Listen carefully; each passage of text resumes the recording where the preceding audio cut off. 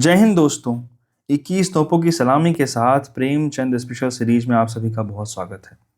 अगर आप इस चैनल पर नए हैं तो कृपया चैनल को सब्सक्राइब कर लीजिए और बेल आइकन ज़रूर प्रेस कर दीजिए। ये यूट्यूब का एकमात्र ऐसा चैनल है जहां पे आपको प्रेमचंद जी की 100 से ज़्यादा कहानियां एक साथ उपलब्ध मिलेंगी।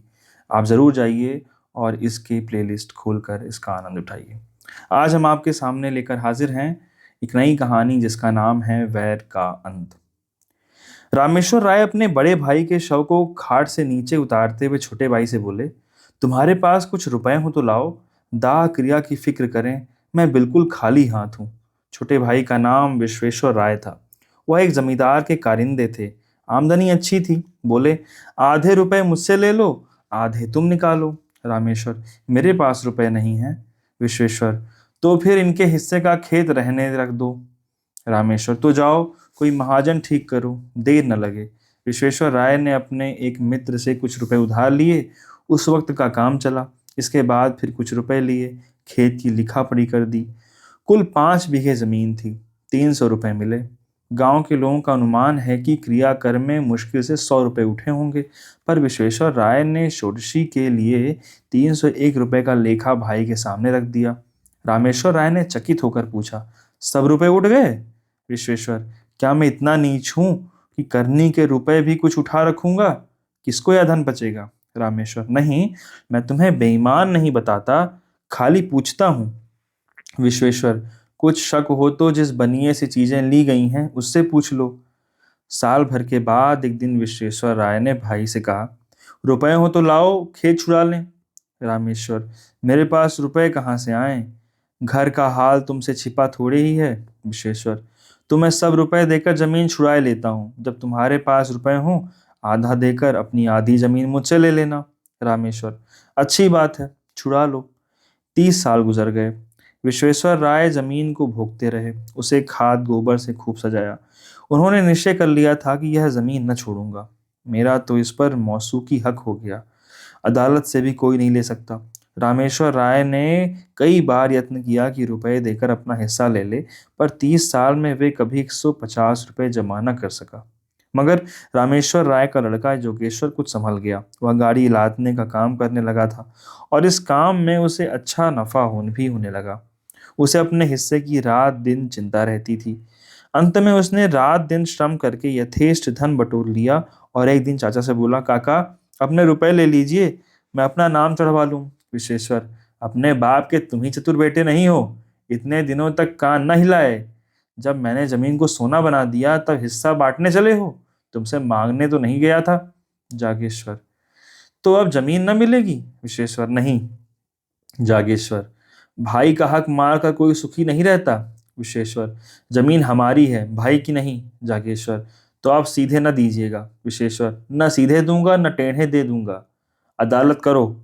जागेश्वर, अदालत करने की मुझमें सामर्थ्य नहीं है, पर इतना कह देता हूं कि जमीन चाहे मुझे न मिले पर आपके पास न रहेगी। विश्वेश्वर, यह धमकी जाकर किसी और को दो।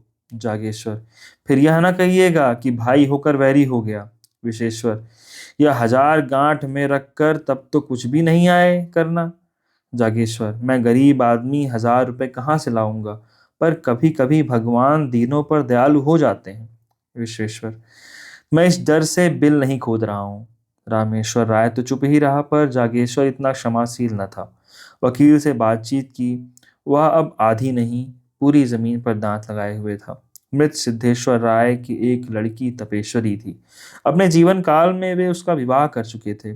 उसे कुछ मालूम ही न था कि बाप ने क्या छोड़ा और किसने लिया।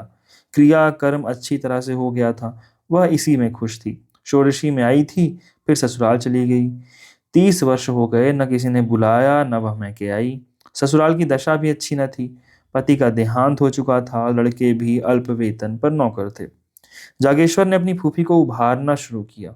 वह उसी को मुद्दई बनाना चाहता था। तपेश्वरी ने कहा, बेटा, मुझे भगवान ने जो दिया है उसी में मग्न हूँ। मुझे जगह जमीन न चाहिए। मेरे पास अदालत करने को धन नहीं है। जागेश्वर, रुपए मैं लाऊंगा, तुम खाली दावा कर दो। तपेश्वरी, भैया, तुम्हें खड़ा कर किसी काम का न रखेंगे। जागेश्वर, यह नहीं देखा जाता कि वे जायदाद लेकर मजे उड़ाएं और हम मुंह ताके, मैं अदालत का खर्च दे दूंगा, इस जमीन के पीछे बिक जाऊंगा, पर उनका गला ना छोड़ूंगा। तपेश्वरी, अगर जमीन मिल भी गई तो तुम अपने रुपयों के एवज में ले लोगे, मेरे हाथ क्या लगेगा, मैं भाई से क्यों बुरी बनूं।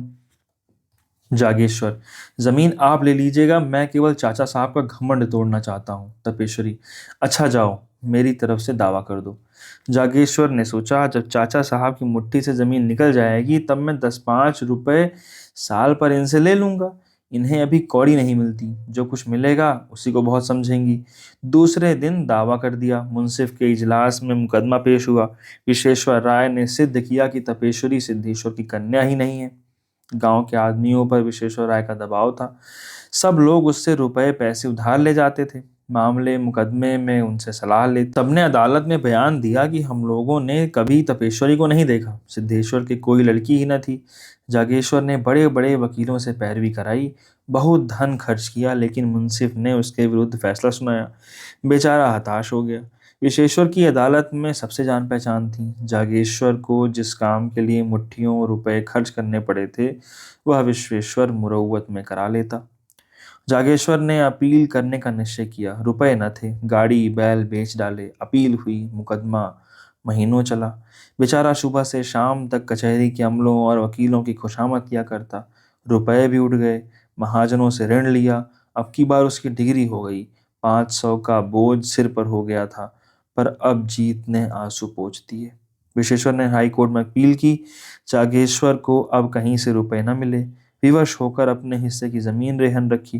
फिर घर बेचने की नौबत आई, यहाँ तक कि स्त्रियों के गहने भी बिक गए। अंत में हाई कोर्ट से भी उसकी जीत हो गई। आनंदोत्सव में बची खुची पूंजी भी निकल गई। 1,000 पर पानी फिर गया। हाँ, संतोष यही था कि ये 5 बीघे मिल गए। तपेश्वरी क्या इतनी निर्दयी हो जाएगी कि थाली मेरे सामने से खींच लेगी। लेकिन खेतों पर अपना नाम चढ़ते ही तपेश्वरी की नीयत बदल गई। उसने एक दिन गांव में आकर पूछताछ की तो मालूम हुआ कि 5 बीघे 100 रुपए में उठ सकते हैं। लगान केवल 25 रुपए था। 75 रुपए साल का नफा था। इस रकम ने उसे विचलित कर दिया। उसने आसामियों को बुलाकर उनके साथ बंदोबस्त कर दिया। जागेश्वर राय हाथ मलता रह गया। आखिर उससे न रहा गया, बोला, फूफी जी, आपने जमीन तो दूसरों को दे दी, अब मैं कहाँ जाऊं। तपेश्वरी, बेटा, पहले अपने घर में दिया जलाकर तब मस्जिद में जलाते हैं। इतनी जगह मिल गई तो मैके से नाता हो गया, नहीं तो कौन पूछता। जागेश्वर, मैं तो उजड़ गया। तपेश्वरी, जिस लगान पर और लोग ले रहे हैं उसमें 2-4 रुपए कम करके तुम ही क्यों नहीं ले लेते। तपेश्वरी तो 2-4 दिन में विदा हो गई। रामेश्वर राय पर वज्रपात सा हो गया। बुढ़ापे में मजदूरी करनी पड़ी। मान मर्यादा से हाथ धोया। रोटियों के लाले पड़ गए। बाप बेटे दोनों प्रातः काल से संध्या तक मजदूरी करते, तब कहीं आग जलती, दोनों में बहुधा तकरार हो जाती।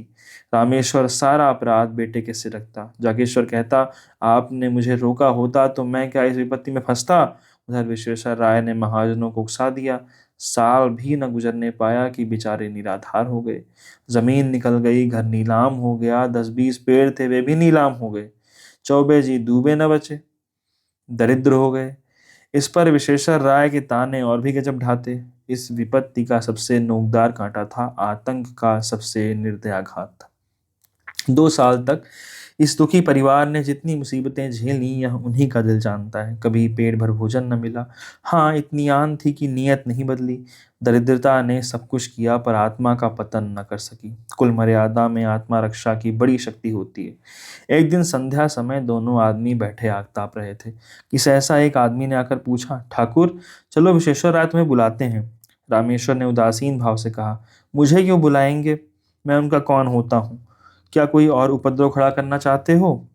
इतने में दूसरा आदमी दौड़ा हुआ आकर बोला, ठाकुर जल्दी चलो, विश्वेश्वर राय की दशा अच्छी नहीं है। विश्वेश्वर राय को उधर कई दिनों से खांसी बुखार की शिकायत थी, लेकिन शत्रुओं के विषय में हमें किसी अनिष्ट की शंका नहीं होती। रामेश्वर और जागेश्वर कभी कुशल समाचार पूछने भी न गए। कहते, उन्हें क्या हुआ, अमीरों को धन का रोग होता है। जब आराम करने को जी चाहा पलंग पर लेटे रहे, दूध में साबूदाना उबालकर मिश्री मिलाकर खाया और फिर उलट बैठे। विश्वेश्वर राय की दशा अच्छी नहीं थी, यह सुनकर भी दोनों अपनी जगह से न हिले। रामेश्वर ने कहा, दशा को क्या हुआ है, आराम से पड़े बातें तो कर रहे हैं। जागेश्वर, किसी वैद्य हकीम को बुलाने भेजना चाहते होंगे, शायद बुखार तेज हो गया है। रामेश्वर, यहाँ किसे इतनी फुर्सत है, सारा गांव तो उनका हेतु है, जिसे चाहे भेज दें। जागेश्वर, हर्ज ही क्या है, जरा जाकर सुनाऊं। रामेश्वर, जाकर थोड़े उपले बटोर लाओ, चूल्हा जले फिर जाना। ठाकुर सोहाती करने आती तो आज यह दशा न होती। जागेश्वर ने ठोकरी उठाई और हार की तरफ चला कि इतने में विश्वेश्वर राय के घर से रोने की आवाजें आने लगीं। उसने टोकरी फेंक दी और दौड़ा हुआ चाचा के घर जा पहुंचा। देखा तो लोग उन्हें चारपाई से नीचे उतार रहे थे। जागेश्वर को ऐसा जान पड़ा मेरे मुंह पे कालिख लगी हुई है। वह आंगन से दालान में चला आया और दीवार में मुंह छिपा कर रोने लगा। युवावस्था आवेशमय होती है, क्रोध से आग हो जाती है तो करुणा से पानी भी हो जाती है।